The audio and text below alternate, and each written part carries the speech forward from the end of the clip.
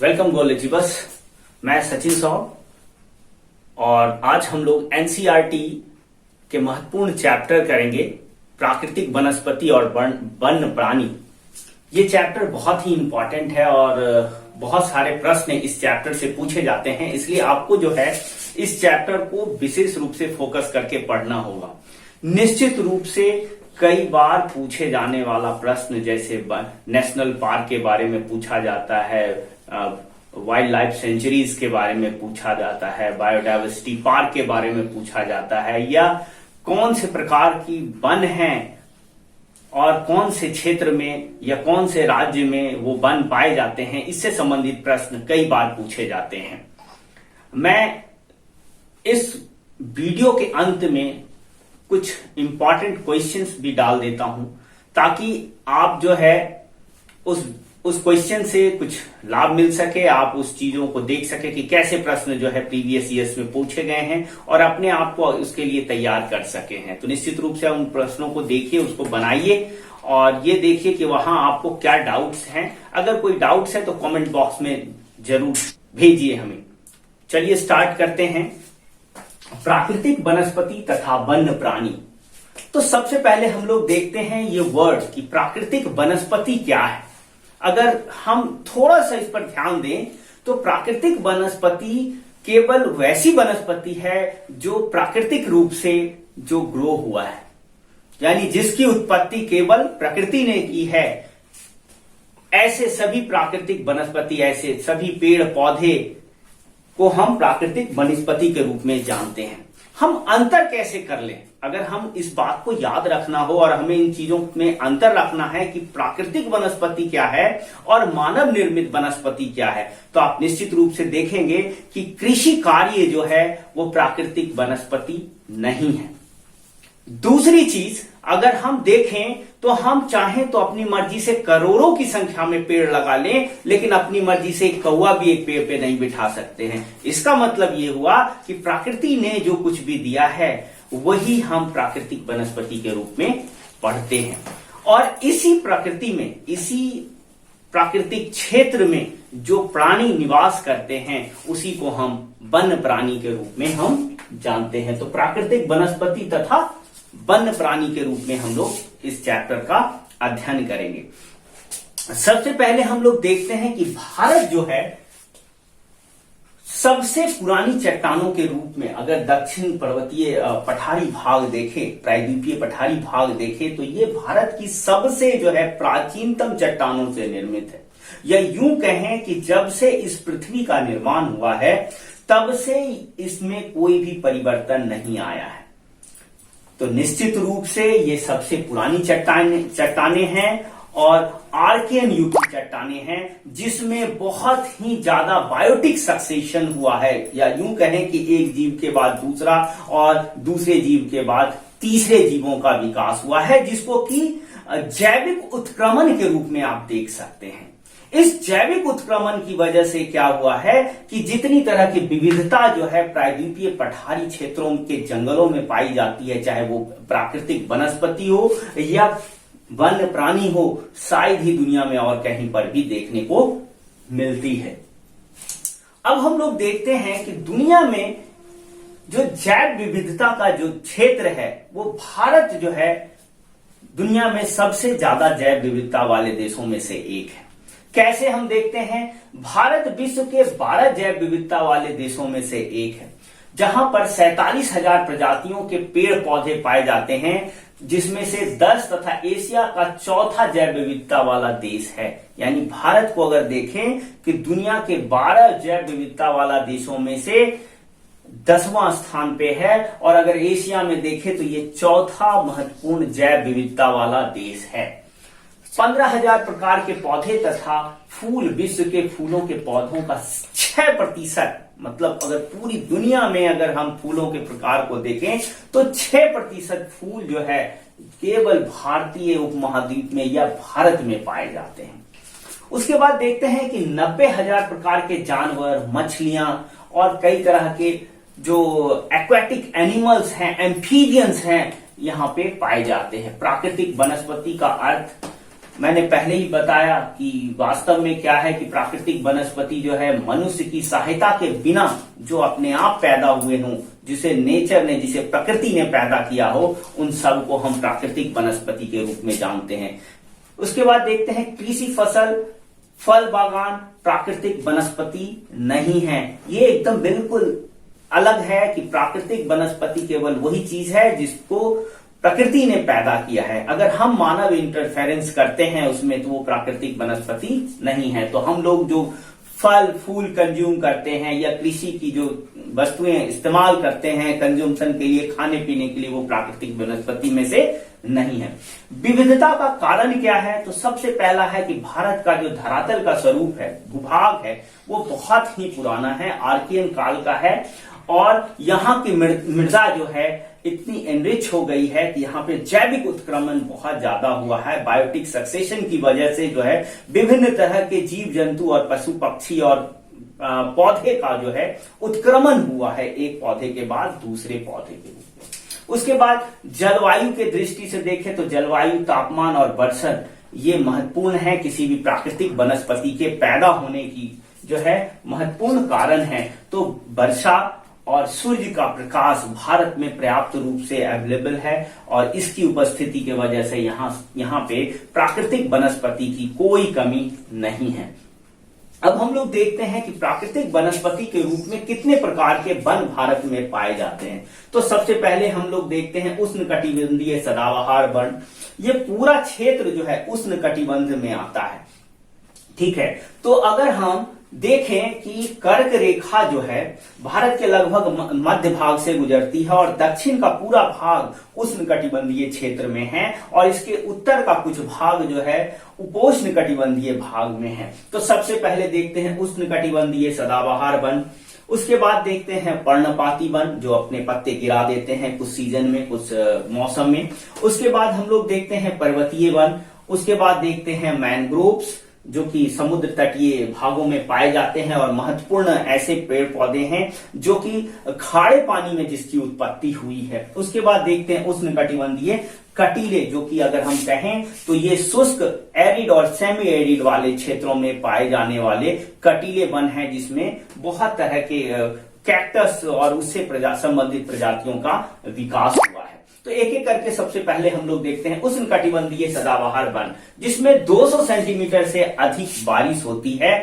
और ऐसे क्षेत्र आप देखेंगे कि दक्षिण पश्चिम मानसून के आने से लेकर के, जिसमें कि पश्चिमी केरल के तट को लेकर अगर कुछ भाग तमिलनाडु, जिसमें कि जब वापस आती है मानसून और सर्दियों में नवंबर दिसंबर में इन तटों पर जब बारिश करती है तो यहां पर भी महत्वपूर्ण जो है उष्णकटिबंधीय सदाबहार वन हम लोग देखते हैं। क्योंकि दक्षिण पश्चिम मानसून जो है सीधे बंगाल की खाड़ी को होता हुआ ये सीधे भारत के पूर्वोत्तर राज्यों तक चला जाता है और मेघालय तक चला जाता है। और गारो खासी की जयंतियों की पहाड़ी हो या हिमालय का जो क्षेत्रीय हो, बंगाल हो, उड़ीसा और उड़ीसा का पार्ट है, उसके बाद सेवन सिस्टर्स है, ये जितने भी हरे भाग निशान आप देख रहे हैं ये सब के सब उष्णकटिबंधीय सदाबहार वन के उदाहरण है। अगर हम यहाँ पर देखें तो बारिश जो है 200 सेंटीमीटर से अधिक है। साल में वार्षिक वर्षा जो है 200 सेंटीमीटर से अधिक होती है और इस वजह से यहाँ पर जो पेड़ के पौधे हैं कभी भी अपने पत्ते नहीं गिराते और पानी की इतनी अधिक मात्रा यहाँ पे अवेलेबल होती है कि सालों भर यहाँ पे हरियाली होती है और शायद इसीलिए इसको सदाबहार वन कहते हैं। उष्णकटिबंधीय सदाबहार वन के रूप में हम लोग इसको जानते हैं। इन जंगलों के जो पेड़ पाए जाते हैं खास करके आबनूस है, मोहगनी है, रोजवुड है, रबर है, सिंकोना है, ये ऐसे पेड़ हैं जो कमर्शियली बहुत ही इंपॉर्टेंट रखते हैं और ये बहुत ही हरे भरे रहते हैं। सालों भर इसमें हरे रहते हैं पत्ते और इसमें जो है कई तरह के लेयर्स पाए जाते हैं। इन जंगलों में कई तरह के लेयर्स पाए जाते हैं। तो अगर हम देखें तो 1-2 मीटर से लेकर के जो है 60 मीटर तक का जो है पेड़ जो है इन जंगलों में पाया जाता है और कई लेयर्स में। अगर छोटे देखें तो छोटे लेयर्स में, अगर 2-3 झाड़ियों के रूप में, फिर उसके ऊपर बड़े घास के रूप में, फिर पेड़ों के रूप में, और लंबे पेड़ जो है 60 मीटर तक ऊंचाई तक जो है हम लोग जंगल को देखते हैं। उसके बाद हम लोग आते हैं उष्णकटिबंधीय पर्णपाती वन में। ठीक इसके पश्चिम में जो पर्णपाती वन का विस्तार है भारत में, और ये भारत के महत्वपूर्ण ज्यादातर एरिया में फैला हुआ है, जहां पर रेनफॉल जो है 70 से 200 सेंटीमीटर तक रेनफॉल होती है। और ये जो है अगर हम देखें तो बंगाल का कुछ भाग है, बिहार है, उत्तर प्रदेश है, और ये पूरा जो है पंजाब हरियाणा तक, ये पश्चिम तक इसका विस्तार चला जाता है। उसके बाद हम लोग देखते हैं कि इन जंगलों में जो है बांस, साल, शीशम, चंदन, खैबर, कुसुम, अर्जुन, सहतूत, ये सारे पेड़ पाए जाते हैं। और इन सभी पेड़ों की जो है कमर्शियल वैल्यू, व्यापारिक वैल्यू बहुत ज्यादा है, और न केवल फर्नीचर उद्योग में और भी कई तरह के उद्योगों में इन चीजों का इस्तेमाल होता है। मुख्य रूप से जो है इन जंगलों में पाए जाने वाले वन्य प्राणी के रूप में हम देखें तो सिंह है, शेर है, सुअर, हिरन, हाथी, कछुआ, ये सारे जो है इन जंगलों में हम लोग देखते हैं। उसके बाद हम लोग आते हैं तीसरे महत्वपूर्ण कटीले वन तथा झाड़ियों के रूप में, जो कि राजस्थान के पश्चिमी या पूरा राजस्थान, गुजरात और जो है गुजरात का पार्ट है, और दक्षिणी जो है पंजाब और हरियाणा का पार्ट जो है, इसमें जो है इस तरह के वन पाए जाते हैं। और जो मध्य भाग में है वो मध्य प्रदेश है, कुछ भाग आंध्र प्रदेश का है, महाराष्ट्र का है, अगर कहें तो विदर्भ वाला एरिया है। इन क्षेत्रों में जो है इन कटीले वन और झाड़ियों का विस्तार हुआ है। इन कटीले वन और झाड़ियों में मुख्य रूप से खजूर के पेड़, नागफनी के पेड़ और जितने भी तरह के कैक्टस प्रजाति के पेड़ पौधे हैं यहाँ पे पाए जाते हैं। उसके बाद हम लोग देखते हैं कि इन जंगलों में जो है चूहे, खरगोश, लोमड़ी, भेड़िया, सें और जंगली गधे पाए जाते हैं, और छोटे घोड़े या ऊंट भी पाया जाता है। मुख्य रूप से अगर कच्छ के रण को हम देखें तो ये कच्छ का रण जो है जंगली गधों के लिए विश्व प्रसिद्ध है, और ये जंगली गधों का अभ्यारण्य है। और आपने नहीं कहीं तो अमिताभ बच्चन के जो है प्रचार में ही देखा होगा कि कभी तो आइए गुजरात में, इस तरह का प्रचार जो है गुजरात टूरिज्म की तरफ से हम लोग देखते हैं। उसके बाद हम लोग देखते हैं कि 1000 सेंटीमीटर से 2000 सेंटीमीटर तक जो है आर्द्र शीतोष्ण कटिबंधीय वन पाए जाते हैं। और इन वनों की जो है जो कि अगर हम देखें तो ऐसे वन जो है ऊंचाई लिए हुए हैं। अगर जैसे जैसे हिमालय की ऊंचाई के रूप में हम दक्षिण से उत्तर की तरफ बढ़ते हैं, चाहे शिवालिक हो, पीर पंजाल हो और ग्रेट हिमालय का क्षेत्र हो, तो ऊंचाई बढ़ती जाती है। और इस तरह की ऊंचाई के साथ साथ जो है अलग तरह के वनस्पति का विस्तार हम लोग देखते हैं, क्योंकि इसमें सीधा सा संबंध जो है तापमान से होता है, और तापमान और बर्षण और सूर्य प्रकाश से होता है। इसलिए जो है यहाँ पर जो है एक अलग तरह की जो है वनस्पति का विकास होता है, जिसमें चेस्टनट, चीर, फर, स्प्रूस, सीडार और देवदार जैसे पेड़ होते हैं, और जिनके पत्ते जो है नुकीले होते हैं। अगर यूं कहें कि इन पेड़ों ने अपने में ऐसी क्वालिटी, हैबिटेट को डेवलप कर लिया है, ताकि अगर स्नोफॉल होता है तो ये पत्ते अपने पर वो स्नो जमने ना दे, इसलिए ये अपने आप को नुकीले बना लिए हैं। और ये जो है स्नो जो है, बर्फ जो है, वो पेड़ों पर वजन ना बढ़ सके, क्योंकि मिट्टी का बहुत अभाव है और पेड़ अपनी जड़ें जो है मिट्टी में अच्छे से नहीं जमा पाती है। तो पेड़ों ने ऐसा एडॉप्टेशन अपने में डेवलप कर लिया है। तो इन क्षेत्रों में जो है हम लोग देखते हैं कि कश्मीरी मिर्ग, हिरन, खरगोश और बारसिंघा और जो है जंगली जो है भेड़े और ये इस तरह की चीजें पाई जाती हैं। ठीक है, तो जो यहाँ पर जो है जंगली भालू और दूसरे तरह के जीव जो है इसमें पाए जाते हैं। उसके बाद हम लोग आते हैं जो कि बहुत ही महत्वपूर्ण वन है, जो कि मैंग्रोव के रूप में हम लोग जानते हैं, जो कि गुजरात में कुछ भाग में तटीय क्षेत्रों में, खंभात की खाड़ी, या अगर हम देखें तो आंध्र प्रदेश के तटीय क्षेत्रों में, बंगाल और उड़ीसा के भागों में ये इस तरह के वन पाए जाते हैं।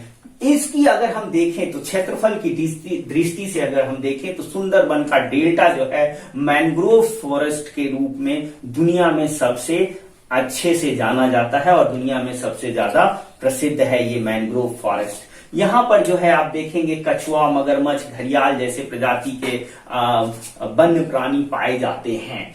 ठीक है, अगर हम देखें कि औसत तापमान, जो कि यहाँ के तापमान की वजह से जो है ये अलग अलग विविधता के प्राकृतिक वनस्पति पाए जाते हैं, तो उष्ण तापमान जो है भारत में जो है 18 से 24 डिग्री टेम्परेचर वाले क्षेत्रों को उष्ण कटिबंधीय क्षेत्र में रखा गया है और यहाँ पर उष्ण कटिबंधीय सदाबहार वन पाए जाते हैं। फिर हम लोग देखते हैं उपोष्ण क्षेत्रीय, जो कि ठीक कर्क रेखा के उत्तर में है, जहां पर तापमान जो है जनवरी में 10 डिग्री से कम नहीं होता और 18 डिग्री से ज्यादा नहीं होता। और अगर हम देखें तो ये उपोष्ण कटिबंधीय क्षेत्रों का जो तापमान है, औसत तापमान है, वो 17 डिग्री से 24 डिग्री के मध्य में रहता है। उसके बाद हम लोग देखते हैं शीतोष्ण कटिबंधीय क्षेत्र, जो भारत में 7 से 17 डिग्री टेम्परेचर का क्षेत्र है। ये शीतोष्ण कटिबंधीय क्षेत्र है और जनवरी में यहाँ पे तापमान कभी कभी -1 डिग्री से 10 डिग्री तक चला जाता है। अगर हम देखें तो -1 और प्लस में 10 डिग्री तक। ठीक है, उसके बाद अल्पाइन पर्वतीय क्षेत्रों का प्रदेश आता है, जो कि मुख्य रूप से पर्वतीय हिमालय क्षेत्र में ये अल्पाइन प्रदेश पाए जाते हैं, जहां औसत तापमान 60 डिग्री से भी कम होता है और सालों भर जो तापमान है वो कम रहता है और जनवरी के महीने में ये तापमान 1 डिग्री से भी कम हो जाता है। अब हम लोग बात करते हैं यहाँ के वन्य प्राणी की। तो निश्चित रूप से जो वन्य प्राणी पाए जाते हैं वो जंगल के हिसाब से, वो जो भारत में पाए जाने वाले विभिन्न प्रकार के वनों के प्रकार के हिसाब से ही यहाँ पे वन्य प्राणी पाए जाते हैं। तो भारत में पाए जाने वाले मुख्य रूप से हाथी, शेर, चीता और बारहसिंघा, नीलगाय, और अगर हम कहें कि अगर हम उष्ण कटिबंधीय सदाबहार वन के रूप में अगर देखें तो आसाम, बंगाल वाले क्षेत्रों में जो है एक सिंग वाला जो गैंडा है, जो विश्व प्रसिद्ध है, वो पाया जाता है। ठीक है, इन अगर हम वन प्राणियों की अगर विशेषता के रूप में देखें तो भारतीय उपमहाद्वीप जो है 90,000 से ज्यादा वन प्राणी के रूप में अपने आप में रखता है। यहाँ पे इतने प्रकार की जो है विविधता पाई जाती है। 2000 प्रकार के पक्षी और लगभग 12% प्रजातियों के मछली, अगर दुनिया का में देखें तो लगभग दुनिया में पाए जाने वाले कुल मछली का 12% केवल भारतीय उपमहादेश में पाया जाता है, जिसमें से 2546 प्रजातियों के मछली जो है भारत में पाया जाता है। 5 से 8% तक के उभयचरी सरीसृप स्तनधारी जो है भारत में पाया जाता है। उसके बाद अगर हम देखें कि चूंकि इन वन प्राणियों और प्राकृतिक वनस्पति के बहुत सारे जो है प्रजातियां जो है खतरे में है या विलुप्त होने की कगार पे है, तो सरकार ने कई तरह के जो है पॉलिसी चलाई, जिसमें कि वन्य जीव अभ्यारण्य बनाया या बायोस्फीयर रिजर्व बनाया या इस तरह के जो है क्षेत्र को या जंगल को अलग अलग प्रकार के जंगलों में उसको बांट कर जो है रखा है, ताकि इन प्राकृतिक वनस्पति और वन्य प्राणी की रक्षा की जा सके। तो निश्चित रूप से देखते हैं कि 18 वन्य जीव अभ्यारण्य भारत में है, जिसमें से सुंदरबन, नंदा देवी, मन्नार की खाड़ी अगर हम देख लें तो सुंदरबन का एरिया हो गया, नंदा देवी हो गया, उसके बाद मन्नार की खाड़ी हो गई, उसके बाद नीलगिरी की पहाड़ियां, उसके बाद ग्रेट निकोबार, अंडमान और निकोबार आइलैंड के बाद जो है ग्रेट निकोबार जो है वन्य जीव अभ्यारण्य है। उसके बाद हम लोग देखते हैं मानस है, उसके बाद सिमलीपाल है, पंचमढ़ी है और अचनाकर अमरकंटक प्रमुख जो है नेशनल पार्क है। भारत में मुख्य रूप से 103 नेशनल वन्य जीव अभ्यारण्य, अचनाकर अमरकंटक प्रमुख वन्य जीव अभ्यारण्य है। तो ये मुख्य जो है वन्य जीव अभ्यारण्य भारत में पाए जाते हैं। उसके बाद हम लोग देखते हैं कि भारत में 103 नेशनल पार्क और 535 वन्य जीव अभ्यारण्य हैं। इन सबको बचाने के लिए सरकार जो है समय समय पे कई तरह के project, tiger project, elephant project, crocodile चलाया है, जिसमें से सबसे महत्वपूर्ण है 1973 का प्रोजेक्ट टाइगर और इसी के तर्ज पर जो है प्रोजेक्ट मगरमच्छ या प्रोजेक्ट एलिफेंट को चलाया गया है, ताकि इन वनस्पति और वन्य प्राणी को संरक्षित किया जा सके, बचाया जा सके। तो ये था हमारा महत्वपूर्ण चैप्टर, प्राकृतिक वनस्पति और वन्य प्राणी। इसको इस वीडियो के अंत में आप जो है क्वेश्चन पेपर देख सकते हैं, और इन क्वेश्चन पेपर्स के माध्यम से जो है आप अपनी तैयारी को भी देख सकते हैं कि आप कहां तक अपने आप को पहुंचा पाए हैं। ठीक है, धन्यवाद, जय हिंद।